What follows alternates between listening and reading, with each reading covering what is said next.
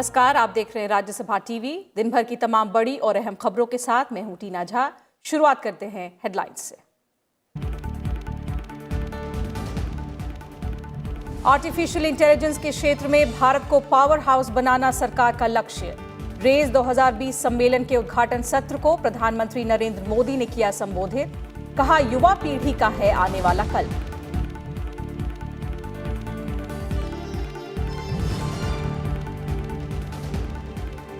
दो मोर्चों पर युद्ध समेत किसी भी संभावित संघर्ष के लिए तैयार है भारतीय वायुसेना। Air chief marshal RKS Bhadauria का बयान। कहा, आपात स्थिति में तुरंत जवाबी कार्रवाई के लिए लद्दाख में सभी क्षेत्रों में की गई है उचित तैनाती।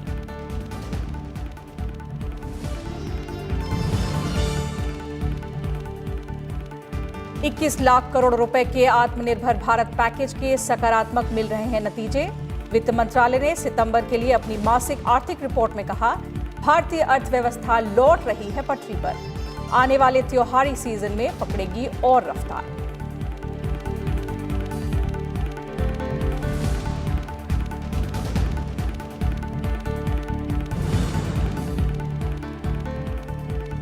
भारत में कोरोना संक्रमण के नए मामलों के मुकाबले बढ़ी स्वस्थ होने वाले मरीजों की संख्या। रिकवरी दर बढ़कर हुई 84.34%। लगातार 2 हफ्ते से सक्रिय मामलों की संख्या 10 लाख से कम।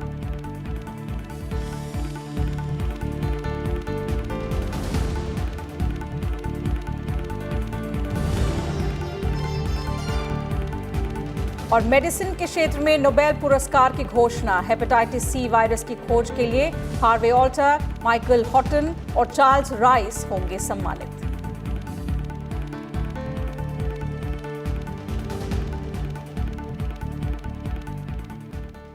प्रधानमंत्री नरेंद्र मोदी ने अब से कुछ ही देर पहले आर्टिफिशियल इंटेलिजेंस पर वैश्विक सम्मेलन के उद्घाटन सत्र को संबोधित किया। प्रधानमंत्री ने कहा कि तकनीक ने कनेक्टिविटी को बढ़ाया है और भारत IT के क्षेत्र में प्रभावी योगदान दे रहा है। प्रधानमंत्री ने यह भी कहा कि तकनीक से पारदर्शिता को भी बढ़ावा मिला है। India has also proved to be the powerhouse of the global IT services industry.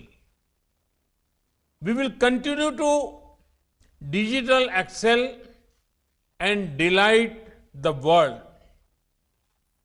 Friends, in India, we have experienced that technology improves transparency and service delivery. We are home to the world's largest unique identity system, Aadhaar. We also have the world's most innovative digital payment system, UPI. प्रधानमंत्री ने कहा कि देश में पूरी तरह से तकनीक के इस्तेमाल पर जोर दिया जा रहा है और सरकार का लक्ष्य सभी गांवों तक इंटरनेट की सुविधा पहुंचाना है। उन्होंने कहा कि Bharat artificial intelligence power house बने, ये भी सरकार की प्राथमिकताओं में शामिल है।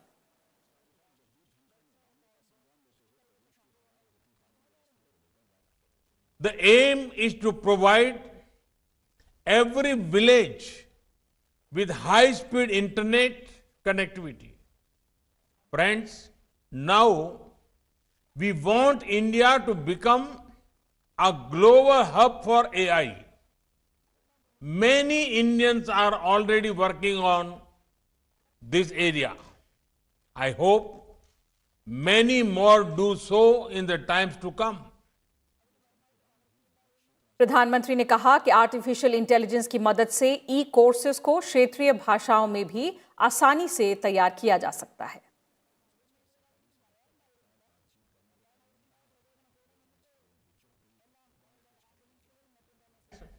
The future belongs to the youth, and every youngster matters. Each child has unique talents, capabilities, and aptitudes. At times, the right person ends up at the wrong place. There is a way we can change that. How about every child observing him or herself while growing up? Can parents, teachers and friends carefully observe children, observe them from their childhood, the start of adulthood? सम्मेलन की शुरुआत में artificial intelligence पर उद्योग जगत के प्रतिनिधियों ने भी चर्चा की। इलेक्ट्रॉनिक्स, सूचना प्रौद्योगिकी मंत्रालय और नीति आयोग इस सम्मेलन का आयोजन कर रहे हैं। 9 अक्टूबर तक चलने वाले सम्मेलन में इस बात पर चर्चा होगी कि कैसे सामाजिक सशक्तिकरण में भागीदारी बढ़ाने और डेटा के सार्थक उपयोग के लिए आर्टिफिशियल इंटेलिजेंस को बढ़ावा दिया जा सकता है।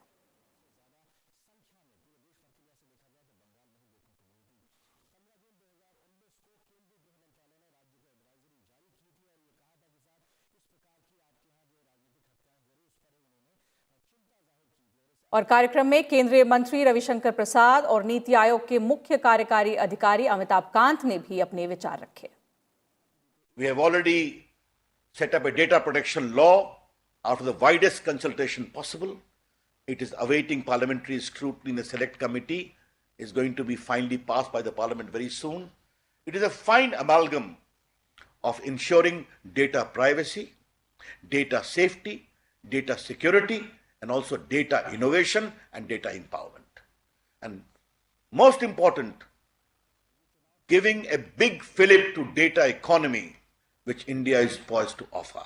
India's digitization efforts, driven by the Honorable Prime Minister Shri Narendra Modi, through Aadhaar, UPI, GST, and now the National Digital Health Mission, and other such public digital infrastructure have created a unique opportunity for artificial intelligence to be leveraged to increase transparency and improve governance outcomes while safeguarding personal data and privacy.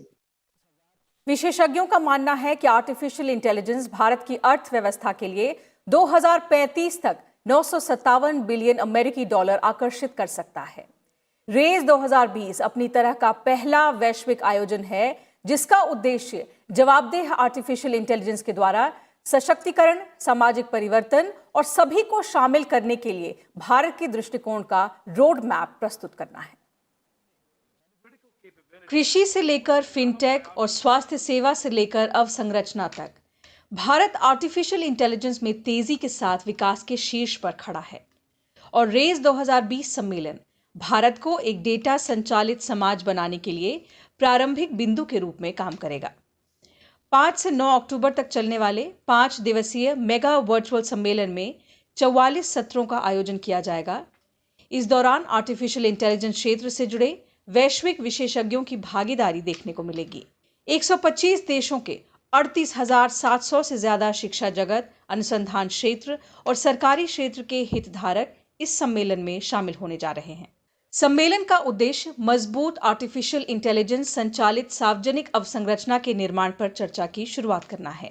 Bharat artificial intelligence के ऊपर वैश्विक साझेदारी के संस्थापक सदस्यों में से एक है, जिसका उद्देश्य न सिर्फ घरेलू बल्कि दुनिया भर के देशों में एआई आधारित समाधानों को लागू करना है, जिससे व्यापक सामाजिक सशक्तिकरण और समृद्धि की ओर आगे बढ़ा जाए।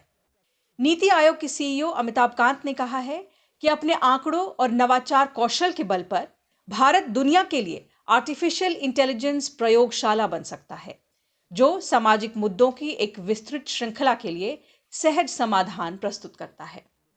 रेज 2020 भारत के दृष्टिकोण और रोडमैप को जिम्मेदार एआई के माध्यम से सामाजिक परिवर्तन, समावेश और सशक्तिकरण के लिए आगे बढ़ाने की दिशा में आर्टिफिशियल इंटेलिजेंस पर अपने प्रकार की पहली वैश्विक बैठक है। सरकार ने पहले 11 और 12 अप्रैल को इस सम्मेलन के आयोजन की घोषणा की थी, लेकिन कोरोना महामारी के मद्देनजर इसे स्थगित करना पड़ा। Bureau report, Rajya Sabha TV. भारतीय वायुसेना 2 मोर्चों पर युद्ध समेत किसी भी संभावित संघर्ष के लिए तैयार है और चीन की ओर से किसी भी हरकत का जवाब देने के लिए वायुसेना हर जगह पर तैनात है। वायुसेना प्रमुख air chief marshal RKS Bhadauria ने आज दिल्ली में प्रेस कॉन्फ्रेंस के दौरान ये बात कही। उन्होंने ये भी कहा कि नए खतरे भारतीय वायुसेना की मजबूत क्षमता को और बढ़ाते हैं। भारतीय वायुसेना की क्षमताओं ने विरोधियों को हमेशा हैरान किया है और चीन के साथ सीमा तनाव के बीच लद्दाख में सभी क्षेत्रों में वायुसेना की उचित तैनाती की गई है। वायुसेना के प्रमुख air chief marshal RKS Bhadauria ने पारंपरिक वार्षिक संवाददाता सम्मेलन के दौरान सोमवार को पत्रकारों के सवालों का जवाब देते हुए कहा कि राफेल के आने से वायुसेना की ताकत बढ़ी है। We are determined to handle any contingency. Undoubtedly, our capability and intent would deter. Our airlift capability was also brought into focus as we supported the Indian Army in rapid mobilization. The integration of Rafales brings in a platform armed with weapons, sensors, and technologies that is way ahead and would give us an operational and technological edge in this area. Combined with upgraded op capabilities of our current fighter fleets that is underway, it gives us the ability to shoot first and strike deep and hard. Air chief marshal ने यह भी कहा कि भारतीय वायुसेना 2 मोर्चों पर युद्ध सहित किसी भी संभावित संघर्ष के लिए तैयार है। उन्होंने कहा कि वायुसेना ने सीमा से जुड़े हर अहम हिस्से पर अपनी मौजूदगी बढ़ाई है। Modernization is an ongoing priority area to enhance operational potential in keeping with the desired combat capability in the years to come. This includes induction of state-of-the-art modern equipment, as well as simultaneously upgrading existing systems to boost their capabilities and ensure operational relevance. सीमा पर जारी तनाव के बीच भारतीय सेना लगातार मजबूत भी होती जा रही है। Bureau report, Rajya Sabha TV. रक्षा अनुसंधान और विकास संगठन ने supersonic missile assistant release of torpedo यानी स्मार्ट का सफल परीक्षण किया है। ओडिशा तट से दूर व्हीलर द्वीप से आज सुबह 11:45 पर supersonic missile assistant release of torpedo का सफलतापूर्वक परीक्षण किया गया। 3, 2, 1, 0। भारत ने मिसाइल की मदद से छोड़े जाने वाले supersonic missile assistant release of torpedo यानी स्मार्ट का सफल परीक्षण किया है। स्मार्ट मिसाइल मुख्य रूप से टॉर्पीडो सिस्टम का हल्का रूप है और इसे पनडुब्बियों को निशाने बनाने के लिए तैयार किया गया है। मिसाइल की मदद से ये टॉर्पीडो 650 किलोमीटर दूरी तक मौजूद निशाने भेज सकता है। डीआरडीओ की सफलता पर रक्षा मंत्री राजनाथ सिंह ने बधाई दी। रक्षा मंत्री ने ट्वीट संदेश में कहा कि एंटी सबमरीन वॉरफेयर की क्षमता में बढ़ोतरी के हिसाब से ये महत्वपूर्ण पल है। मिसाइल क्षमता के मामले में भारत की स्थिति पहले से कई गुना ज्यादा मजबूत हुई है। हाल ही में भारत ने परमाणु क्षमता से लैस बैलिस्टिक मिसाइल शौर्य के नए संस्करण का भी सफल परीक्षण किया था, जबकि इससे पहले ब्रह्मोस सुपरसोनिक क्रूज मिसाइल का परीक्षण भी कामयाब रहा था। ये मिसाइल 400 किलोमीटर से ज्यादा दूरी तक लक्ष्य को ध्वस्त कर सकती है। Bureau report, Rajya Sabha TV. Corona संकट को देखते हुए भारत ने म्यांमार को कर्ज चुकाने में 31 दिसंबर 2020 तक के लिए छूट दी है। भारत ने म्यांमार को कोविड की दवा रेमडेसिविर की 3000 खुराक दी और भरोसा दिया है कि कोरोना की वैक्सीन जब भी भारत को उपलब्ध होगी उसे प्राथमिकता के आधार पर म्यांमार को दिया जाएगा। 2 दिनों की यात्रा पर म्यांमार गए थल सेना अध्यक्ष जनरल एमएम नरवणे और विदेश सचिव हर्षवर्धन श्रृंगला ने राजधानी नेपिडॉ में म्यांमार के अधिकारियों और नेताओं के साथ मुलाकात के दौरान ये आश्वासन दिया। थल सेना अध्यक्ष जनरल एमएम नरवणे और विदेश सचिव हर्षवर्धन श्रृंगला ने वहां के शीर्ष नेता आंग सान सू की से भी मुलाकात की और रक्षा सेवाओं के प्रमुख जनरल मिन ऑन्ग हेलिंग से भी मिले।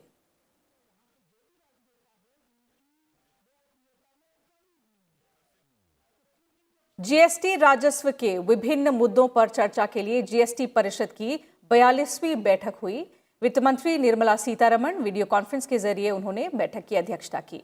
राज्यों और केंद्र शासित प्रदेशों के वित्त मंत्रियों के साथ हुई इस बैठक में कई अहम फैसले लिए गए। जिन करदाताओं का सालाना टर्नओवर 5 करोड़ रुपए से कम है, उन्हें जनवरी से मासिक रिटर्न भरने की जरूरत नहीं होगी।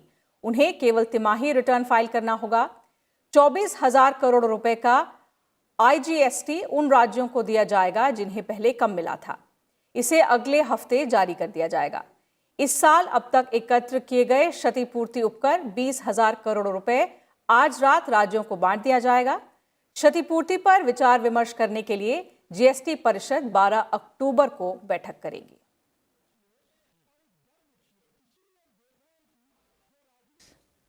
This year's compensation cess collected amounting to 20,000 crores will be distributed late night today. So there wouldn't be anything kept behind. The entire amount will be dispersed. A call was taken that this has to be corrected. And then the formulation with which, even if the money was devolved to the states which had to get the money, which had got earlier, far lesser than what they should have got,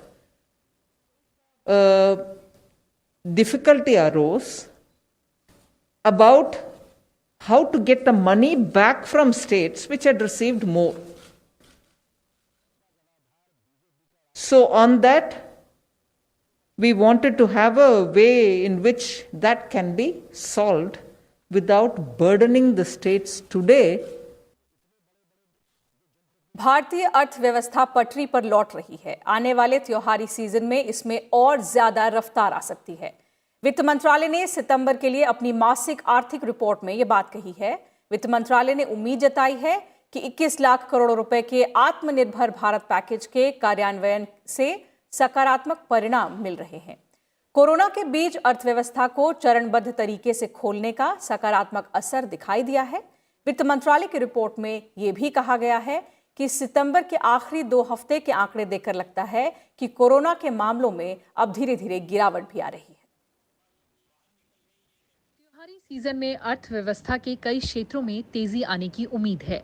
वित्त मंत्रालय ने अपनी report में कहा कि सरकार कोविड-19 के बीच कारोबार को बढ़ावा देने के उपाय अपनाने के लिए तैयार है। हालांकि कोरोना महामारी के चलते अर्थव्यवस्था में अल्पकालिक और मध्य अवधि की विकास दर में गिरावट की आशंका है। छोटे शहरों और ग्रामीण क्षेत्रों में कोविड मामलों के बढ़ने और खाद्य कीमतों में बढ़ोतरी के बावजूद भारत में अनलॉक प्रक्रिया के शुरू होने के साथ कई क्षेत्रों में मांग में तेजी आई है। वित्त मंत्रालय की रिपोर्ट में कृषि क्षेत्र में सुधारों पर जोर दिया गया है। पुराने कृषि कानूनों के चलते किसान स्थानीय मंडी और बिचौलियों के बीच फंसकर रह गया था। सितंबर के महीने में पीएमआई डेटा, जीएसटी, टोल संग्रह, ई-वे बिल, बिजली की खपत और ऑटो बिक्री जैसे कई संकेतकों में तेजी दिखाई दी है। विनिर्माण क्षेत्र में मांग को देखते हुए रिकवरी की संभावनाएं भी बढ़ गई हैं। कृति मिश्रा, राज्यसभा टीवी। पश्चिम बंगाल में राजनेताओं की लगातार हत्या के मामलों को लेकर राज्यपाल जगदीप धनखड़ ने चिंता जताई है। राज्यपाल ने मुख्यमंत्री ममता बनर्जी को इन मामलों पर ध्यान देने के लिए कहा है। उन्होंने कहा कि स्थिति चिंताजनक है और इससे लोकतांत्रिक शासन कम हो रहा है और अराजकता बढ़ रही है। राज्यपाल ने कहा कि राजनीतिक हिंसा और हत्याओं को जल्द रोका जाना चाहिए। इससे पहले राज्यपाल ने बीजेपी नेता मनीष शुक्ला की हत्या के परिप्रेक्ष्य में राज्य के गृह विभाग के अपर मुख्य सचिव और पुलिस महानिदेशक को समन भेजकर जवाब तलब किया था। उत्तर 24 परगना जिले के टीटागढ़ में बीजेपी नेता मनीष शुक्ला की कल गोली मारकर हत्या कर दी गई थी। बीजेपी ने इस हत्या के लिए सत्तारूढ़ तृणमूल कांग्रेस को जिम्मेदार ठहराया है। इसके खिलाफ बीजेपी नेताओं ने राज्य में आज धरना प्रदर्शन भी किया। मामले में सीबीआई जांच की मांग भी की गई है।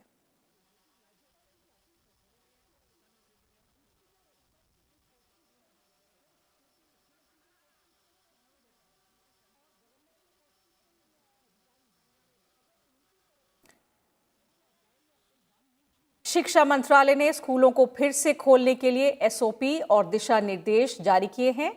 दिशा निर्देशों में स्कूल परिसर और वहां रखी वस्तुओं की सफाई और डिसइंफेक्शन शामिल हैं।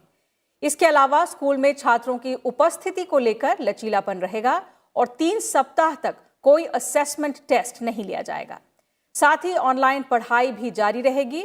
अनलॉक 5 के दिशा निर्देशों में स्कूलों और कोचिंग संस्थानों को 15 अक्टूबर 2020 के बाद से खोले जाने की छूट दी गई है। हालांकि इस संबंध में अंतिम निर्णय संबंधित राज्यों की सरकार की ओर से ही लिया जाना है।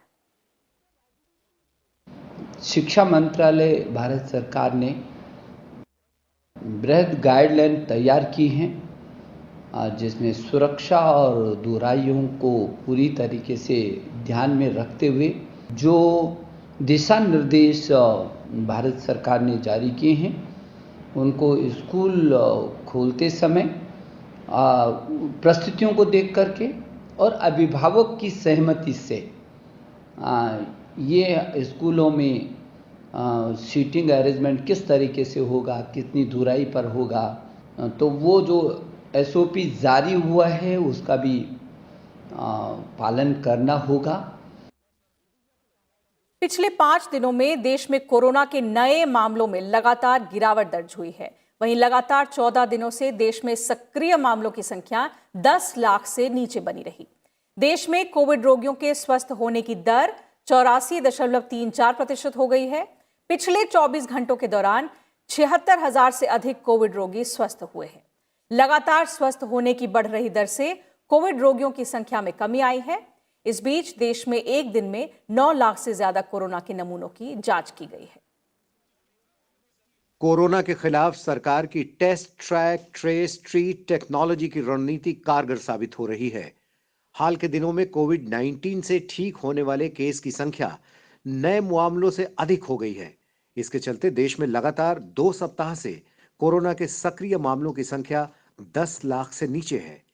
पिछले 5 दिनों में देश में कोरोना के नए मामले लगातार कम हो रहे हैं। वहीं कोरोना से ठीक होने वालों की संख्या में लगातार इजाफा हो रहा है। पिछले 2 दिन में नए मामले से ज्यादा रिकवरी दर्ज की गई है। 1 अक्टूबर को 86,000 से अधिक मामले सामने आए थे, जबकि 85,000 से ज्यादा लोग ठीक हुए। 5 अक्टूबर तक आते आते नए मामलों की संख्या घटकर 74,000 से अधिक हो गई, जबकि रिकवरी 76,000 से भी अधिक हो गई है। देश में कोरोना से स्वस्थ होने वालों का आंकड़ा लगातार बढ़ रहा है। केंद्रीय स्वास्थ्य मंत्रालय के मुताबिक एक दिन में 76,737 मरीजों के स्वस्थ होने के साथ स्वस्थ होने वालों की कुल संख्या 55,86,000 से ज्यादा हो गई है। देश में कोविड-19 से स्वस्थ होने वालों की दर 84.34% हो गई है।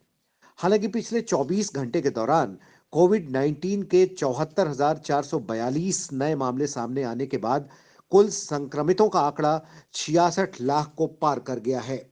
कोरोना संक्रमण से पिछले 24 घंटे में 903 लोगों की मौत हुई। इसके साथ ही मरने वालों की कुल संख्या 1,02,685 हो गई है। अभी देश में कोरोना के 9,34,427 सक्रिय मामले हैं, जो कि कुल संक्रमित लोगों का 14.11% है, जबकि मृत्यु दर 1.55% है। भारतीय आयुर्विज्ञान अनुसंधान परिषद के मुताबिक पिछले 24 घंटे में कोरोना वायरस के 9,89,860 नमूनों की जांच की गई। इन्हें मिलाकर अब तक 7,99,82,394 कोविड नमूनों की जांच की जा चुकी है। देश में प्रतिदिन हर 10 लाख की आबादी पर औसतन 828 सैंपल टेस्ट किए जा रहे हैं। यह आंकड़ा विश्व स्वास्थ्य संगठन की तरफ से जारी दिशा निर्देशों से तकरीबन 6 गुना ज्यादा है। Bureau report, Rajya Sabha TV. विश्व स्वास्थ्य संगठन के कार्यकारी बोर्ड के अध्यक्ष और केंद्रीय स्वास्थ्य मंत्री डॉक्टर हर्षवर्धन ने WHO के विशेष सत्र को वीडियो कॉन्फ्रेंसिंग के जरिए संबोधित किया। कोविड-19 रिस्पांस पर हो रहे विशेष सत्र में उन्होंने कहा कि आज मानवता जंग लड़ रही है। हमें मिलकर चुनौतियों का सामना करना होगा और बिना किसी भेदभाव के सभी लोगों की स्वास्थ्य सुविधाओं तक पहुंच हो, ऐसी हमें तैयारी करनी चाहिए। डॉक्टर हर्षवर्धन ने कहा कि कई लोगों ने अपनी कुर्बानी दी है ताकि हम सुरक्षित रह सकें। हम उनकी कुर्बानी को याद रखेंगे। देशों की ओर से किए गए प्रयासों के जरिए ही बड़ी संख्या में लोगों की जान बचाई जा सकी। I must take this opportunity to acknowledge all member states for acting with speed and scale during the rapidly evolving pandemic and displaying solidarity to help each other on a bilateral as well as a multilateral basis. The hard work and determination demonstrated by the countries have saved countless lives amid the ongoing response. This 5th special session of the WHO Executive Board has been called specifically to focus on the measures necessary to ensure the full and effective implementation of the terms of resolution WHA 73.1 on COVID-19 response. IIT में दाखिले के लिए JEE advanced के नतीजों का ऐलान कर दिया गया है। पुणे के चिराग फ्लोर ने परीक्षा में टॉप किया है। 43,000 से अधिक छात्रों को जेईई एडवांस परीक्षा में सफलता मिली है। जेईई एडवांस परीक्षा के परिणाम सोमवार को घोषित कर दिए गए, जिसमें पुणे के चिराग फ्लोर अव्वल रहे। चिराग ने 396 में से 352 स्कोर हासिल किया। परीक्षा में गांगुला भुवन रेड्डी ने दूसरा और वैभव राज ने तीसरा स्थान हासिल किया। लड़कियों में कनिष्का मित्तल ने टॉप किया है। जेईई एडवांस की परीक्षा देने वाले 1.5 लाख से अधिक अभ्यर्थियों में से 43,000 से अधिक ने क्वालिफाई किया है। आईआईटी में प्रवेश के लिए 27 सितंबर को आईआईटी दिल्ली ने देश भर में परीक्षा का आयोजन किया था। कुल 1,60,000 अभ्यर्थियों ने रजिस्ट्रेशन कराया था और 96% छात्रों ने इसमें हिस्सा लिया। केंद्रीय शिक्षा मंत्री रमेश पोखरियाल निशंक ने परीक्षा में सफल हुए छात्रों को शुभकामनाएं दी हैं। साथ ही छात्रों से भविष्य में आत्मनिर्भर भारत के लिए काम करने का अनुरोध भी किया। शिक्षा मंत्री ने ये भी कहा कि जिन छात्रों को पसंदीदा रैंक नहीं मिले, उनके लिए भी आगे ढेरों अवसर मिलेंगे। शिक्षा मंत्री ने आईआईटी दिल्ली को भी सफलतापूर्ण परीक्षा कराने और तय वक्त पर परीक्षा के परिणाम घोषित करने के लिए बधाई दी। Bureau report, Rajya Sabha TV. Medicine के क्षेत्र में साल 2020 के लिए नोबेल पुरस्कार की घोषणा कर दी गई है। इस साल चिकित्सा का नोबेल पुरस्कार हार्वे जे ऑल्टर, माइकल हॉटन और चार्ल्स एम राइस को हेपेटाइटिस सी वायरस की खोज के लिए दिया गया है। इन वैज्ञानिकों की खोज के कारण इतिहास में पहली बार हेपेटाइटिस सी का इलाज संभव हो पाया। इस साल मेडिसिन के पुरस्कार को कोरोना की महामारी के कारण विशेष महत्व दिया गया। इसके साथ ही नोबेल पुरस्कारों की घोषणा का सप्ताह भी शुरू हो गया है। आज वर्ल्ड हैबिटेट डे है। ये दिन सभी के लिए पर्याप्त आश्रय की आवश्यकता पर जोर देने के लिए मनाया जाता है। इस साल वर्ल्ड हैबिटेट डे की थीम है सभी के लिए आवास। पहली बार वर्ल्ड हैबिटेट डे 1986 को मनाया गया था और इसकी थीम थी आश्रय मेरा अधिकार। तब से हर साल अक्टूबर महीने के पहले सोमवार को ये मनाया जाता है। इस मौके पर उपराष्ट्रपति एम वेंकैया नायडू ने 2022 तक सभी को आवास उपलब्ध कराने के राष्ट्रीय अभियान से जुड़े सभी लोगों को शुभकामनाएं दी हैं। उन्होंने ट्वीट किया कि नागरिकों के लिए ऊर्जा, पेयजल जैसी मूलभूत सुविधाओं से सुसज्जित, स्वच्छ, सुरक्षित आवास उपलब्ध होना एक सभ्य समाज का लक्षण है। Bureau report, Rajya Sabha TV. तो फिलहाल इस बुलेटिन में इतना ही। नमस्कार।